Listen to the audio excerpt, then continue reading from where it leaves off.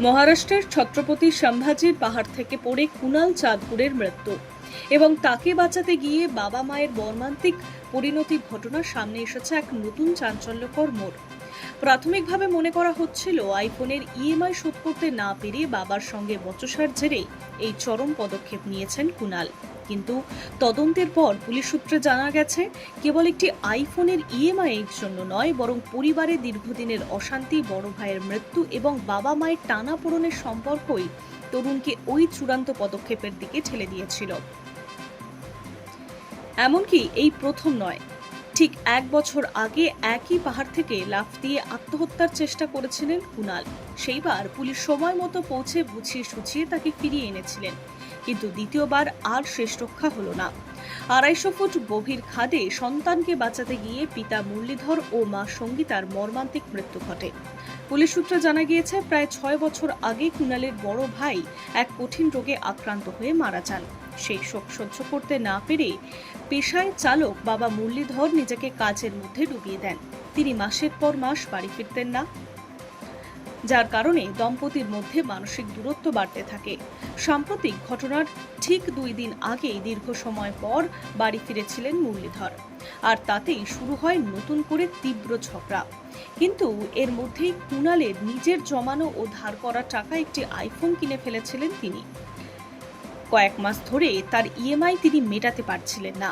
শুক্রবার সকালে এই নিয়ে বাবার সঙ্গে বচসা হতেই সকাল 10টা নাগাদ ওই পাহাড়ে গিয়ে হাজির হন কুণাল।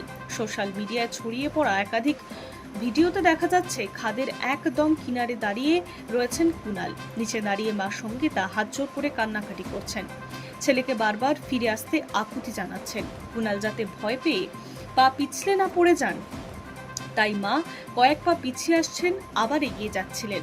স্থানীয় বাসিন্দারা চিৎকার করে কুণালকে প্রতিশ্রুতি দিচ্ছিলেন যে তারা নিজেদের টাকায় তাকে আইফোন কিনে দেবেন। কিন্তু ঘটনার 3 ঘন্টা ধরে চলে এই উত্তেজনা টানাপোড়েন। আর তারপর কুণাল চিৎকার করে মা বাবাকে বলেন, মা, আমার কথা কেউ শোনে না, আমার আর বেঁচে থাকার কোনো ইচ্ছে নেই, আমার জীবনের কোনো সমাধান নেই, আর কিছু ঠিকও হবে না।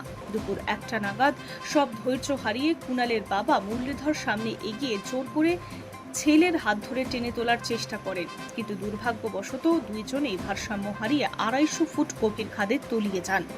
চোখের সামনেই পরিবারের এই পরিণতি দেখে কান্না সামলাতে না পেরে কয়েক সেকেন্ডের ব্যবধানে খাদে ঝাঁপ দেন মা সঙ্গীতাও। এই ট্র্যাজেডির পর মৃত মা সঙ্গীতা চাঁদপুরের সোশ্যাল মিডিয়া অ্যাকাউন্ট ঘাঁটতেই বেরিয়ে এসেছে বিষাদের আরও এক অধ্যায়। সঙ্গীতার নিজস্ব একটি ইউটিউব চ্যানেল ছিল, যার সাবস্ক্রাইবার ছিল 29,000-এরও বেশি।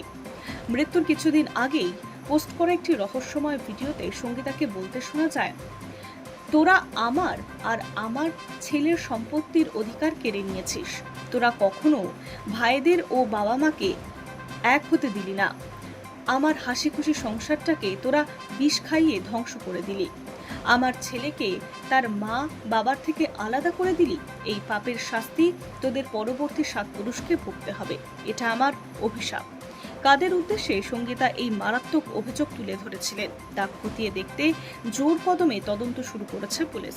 কেবল একটা ফার্স্ট লাইফের আকর্ষণ, নাকি সম্পর্কের আড়ালে জমে থাকা পাহাড় প্রমাণ বিষাদের বোঝা, কোনটা কেড়ে নিল একটা জলজান্ত পরিবারকে?